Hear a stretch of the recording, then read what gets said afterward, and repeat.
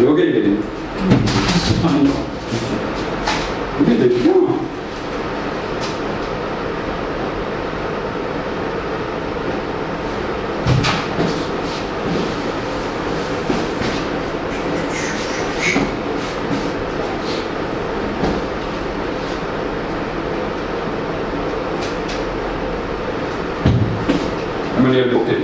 Tout le temps du contenu.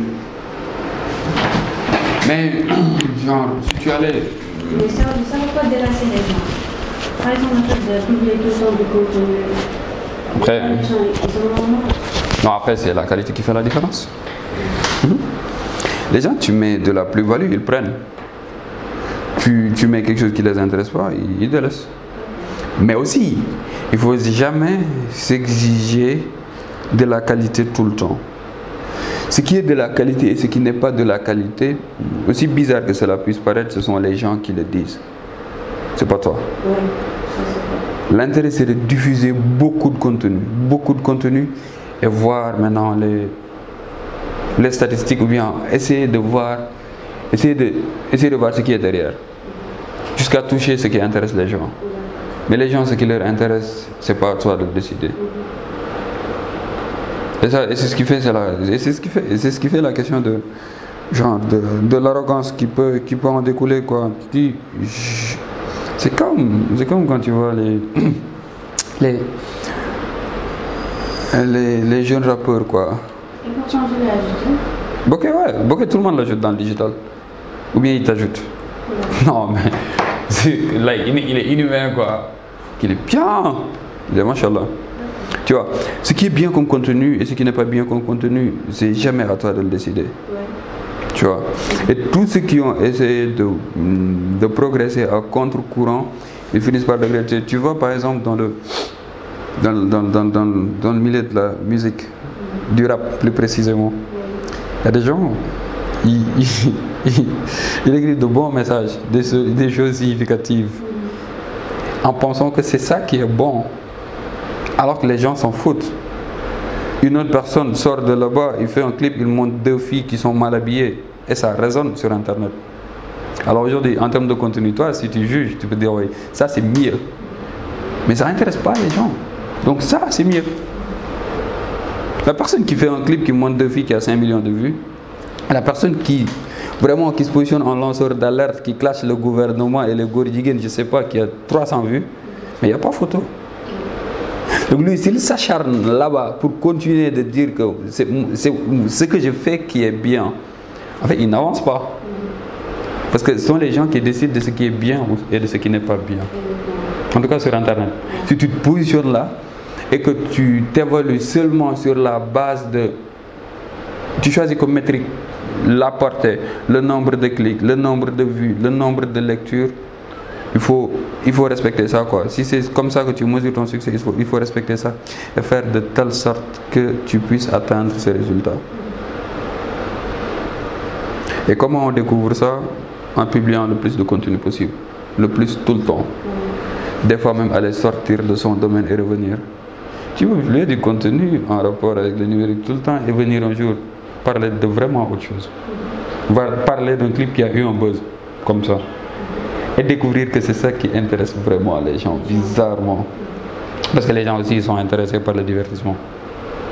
Dans n'importe quel domaine que tu diffuses du contenu, si tu parviens à travers tes écrits là de divertir les gens, à travers tes écrits, ça résonne mieux, quoi.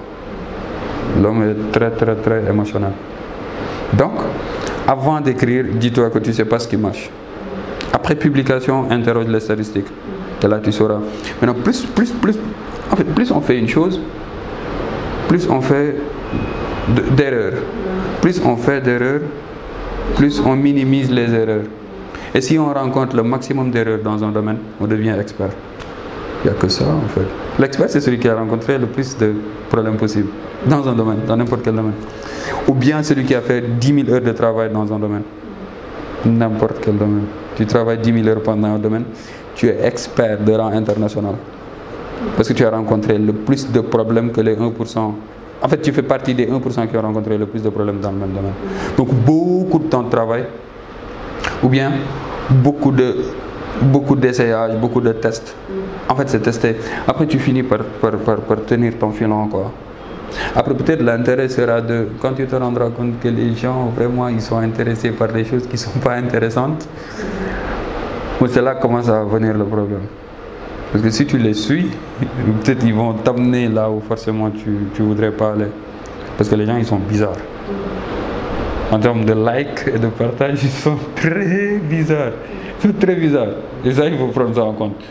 Mais l'intérêt, c'est de, quand tu rédiges, de trouver ta voix, tu vois, de trouver ton style d'écriture, de toucher le plus de domaines possible, même si c'est pas forcément en liaison avec ce dans quoi tu veux te positionner. Parce que des fois, il y a un type de contenu qui t'amène des gens. Ouais. Des fois, tu écris un type de contenu juste pour faire venir les gens. Et parmi ces gens-là, il y a des gens qui vont lire d'autres articles, qui vont savoir, ah, lui, c'est de ça qu'il parle, et qui vont rester. D'autres vont repartir. Maintenant, plus tu écris de manière diversifiée, en essayant tant bien que mal de créer une cloison entre ton domaine et ton domaine de prédilection, le domaine dans lequel tu veux être reconnu, et d'autres domaines qui sont un peu parallèles, plus tu continues de faire ça, plus tu vas capter des gens qui cherchent ton contenu. Parce que n'importe qui tu es, comme tu donnes, il y a des gens qui te recherchent. Il suffit juste que tu sois fidèle dans ce que tu fais. Il y a des gens qui te ressemblent. Il y a des gens qui vont un jour tomber sur ton contenu et savoir que c'est ça qu'ils recherchaient. Et comment faire venir ces gens? C'est toucher le maximum de personnes. Après, le filtre va venir naturellement. Le filtre va venir naturellement, donc pas de cloison, pas de je parle pas de ça. Et ceux qui sont bien, ceux qui sont très lus, sont des personnes qui savent surfer sur la vague des actualités, des événements aussi. Un hashtag est très populaire, tu le prends. Aujourd'hui, tu dois rédiger, tu essaies tant bien que mal de toucher à ça pour pouvoir positionner le hashtag et que ça soit pertinent et que des gens viennent. Tu veux vendre une formation dans le digital, mais ce n'est pas un problème de dire comment être riche avec Internet. Tu viens, tu parles de tout. Après, tu mets en bas que tu formes les gens. Okay. Comment être riche quand on est jeune? Point. Ouais, article clickbait. Boum. Les gens cliquent, ils arrivent. Ils lisent. Tu parles de tout ce que tu veux. Tu parles de l'investissement immobilier. Tu parles de faire de longues études pointues. Tu parles de... Je sais pas moi. Tu parles de... I don't know, moi je sais même pas. Investissement immobilier. Bon, parce que ici, en tout cas ici, dans ce que je connais. Après, tu parles de commerce. Tu vois. Tu parles de Alibaba avec l'import qui est possible, avec peu de moyens et peu de connaissances, et qui est très rentable aussi. Et enfin, tu parles du numérique. Et enfin, tu parles de toi. Et enfin, tu mets le lien de ta formation. C'est ça. Alors qu'à la base, tu avais écrit un article clickbait, comment être millionnaire à 20 ans. Voilà. Ça, c'est mieux que comment être riche quand on est jeune. Comment être millionnaire en 20 ans, point. Et les articles qui commencent avec comment? Les articles qui commencent avec comment? Les how-to. C'est ce qu'on appelle les how-to. Yeah. Les how-to sont... Ouais. Après, il y a une personne qui rédige de manière extrêmement bien. Je pense que c'est la meilleure rédactrice que je connaisse ici au Sénégal. Et la meilleure, quand je dis la meilleure, c'est aussi meilleure que les hommes et meilleure que les femmes. Je ne sais pas si tu le connais, cette dame. Word of NK.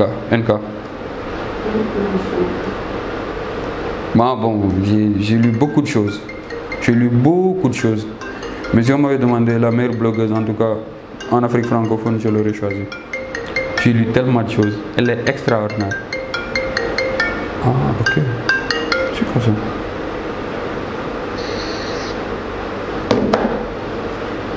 Elle est extraordinaire, cette dame. Elle est extra.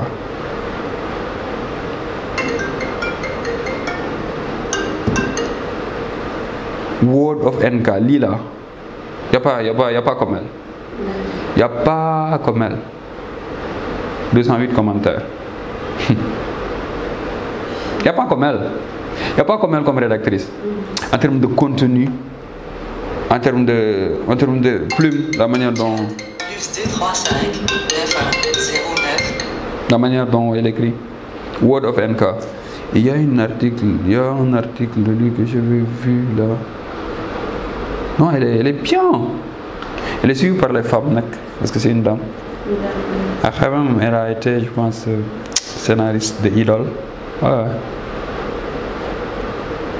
Ouais, elle a été scénariste de Idol. Non, mais elle est extraordinaire. Word of NK.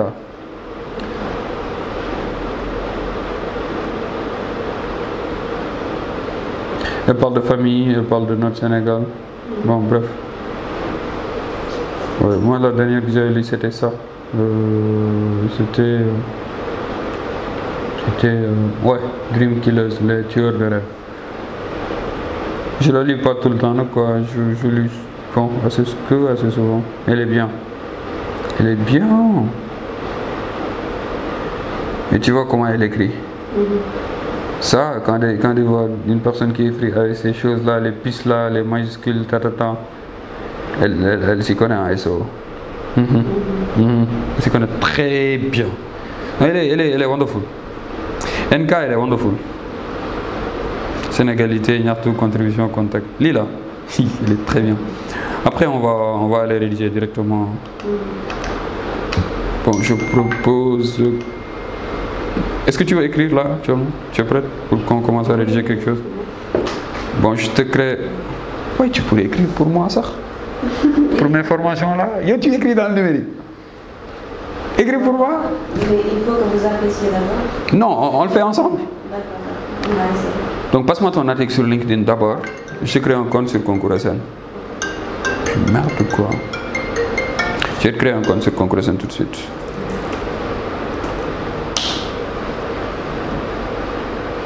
Est-ce que ça va là?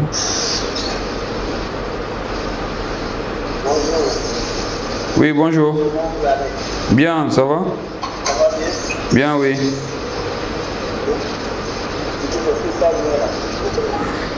Pardon?